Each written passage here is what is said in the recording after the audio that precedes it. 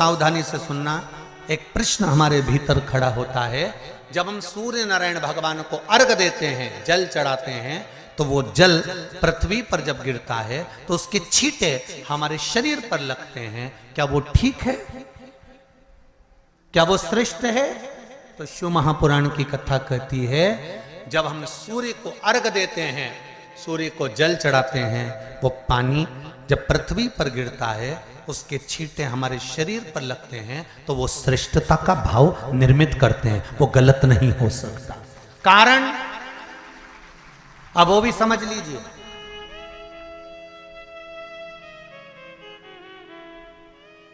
अब सूर्य नारायण भगवान को आप जल चढ़ा रहे हो तो छींटे नहीं लगे, उसके लिए क्या स्टूल पे चढ़ के चढ़ाओगे कि कुर्सी पे चढ़ के चढ़ाओगे?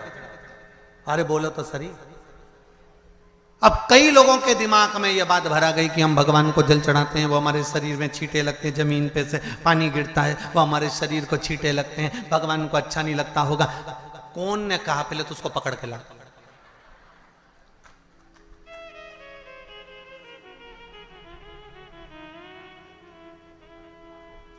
क्योंकि मेरे राम जी महाराज, मेरे भगवान कृष्ण,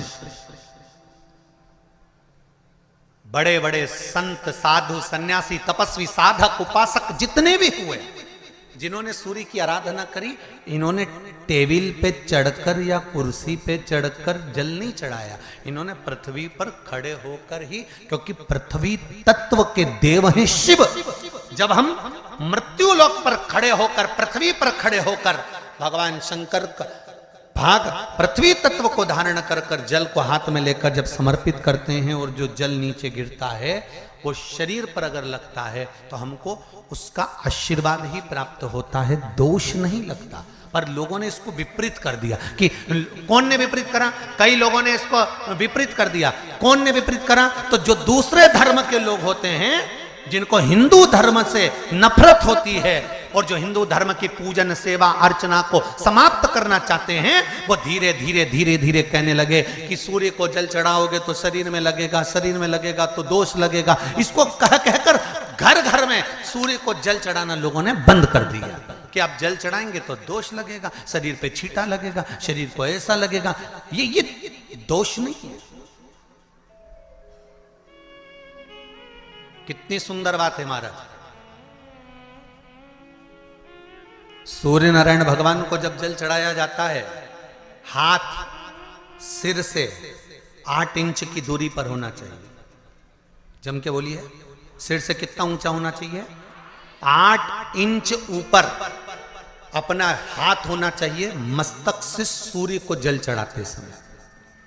और ना चांदी का, ना स्टील का, ना लोहे का, ना प्लास्टिक का, ना कांच का, ना सोने का कोई बर्तन, ना कांसे का, ना एल्युमिनियम का, ना पीतल का, केवल एक पात्र होना चाहिए, वो है तांबे का। काय का पात्र होना चाहिए? तांबे का पात्र। और सूर्य नारायण भगवान को जब 8 इंच ऊपर तुम्हारा हस्त है, और जब हम सूर्य को जल चढ़ा रहे हैं, कैसे जल चढ़ाना है वो भी समझ लीजिए। अगर कोई कैंसर का मरीज है, जिसके चेस्ट में कैंसर आ गया हो, लेफ्ट में, राइट में कहीं पर कैंसर आ गया हो, या कोई गठान आ गई हो, तो महाराज आप जल चढ़ाते समय उस जल की धार को सूर्य भगवान को जब चढ़ा रहे हो, तो धार आपकी गठान की ओर जाना चाहिए, जिससे सूर्य की किरण उस जल में से आपके उस स्थान पर पड़े, उस जगह पर पड़े जहां पर गठान है। महाराज आप लगातार जल तो चढ़ाना चालू करो, अच्छे अच्छे डॉक्टर फेल हो जाएंगे और कह देंगे गठान ठीक हो गई।